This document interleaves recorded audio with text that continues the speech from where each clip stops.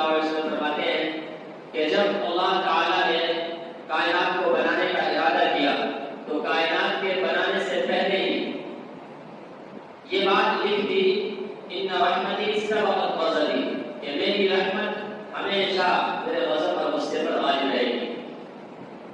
تو یہ قاعدہ اللہ تعالیٰ نے ہمیشہ کے لیے بنا دیا ہے. کوئی آدمی اتنا گناہ کر ہی نہیں سکتا کہ اللہ تعالیٰ اس کو معاف ہی نہ کرے.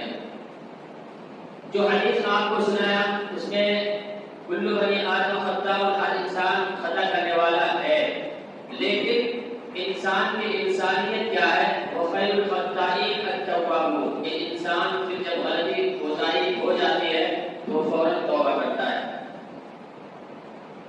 سرکشی اور ہردردی پہ نہیں اڑتا، یہ تو شیطان کا کام ہے. تمرد اور شیطانیت یہ شیطان کے اندر ہوتا ہے کہ وہ غلطی بھی کرے اور ضد پہ اڑ بھی جائے. ہم نہیں ماننے والے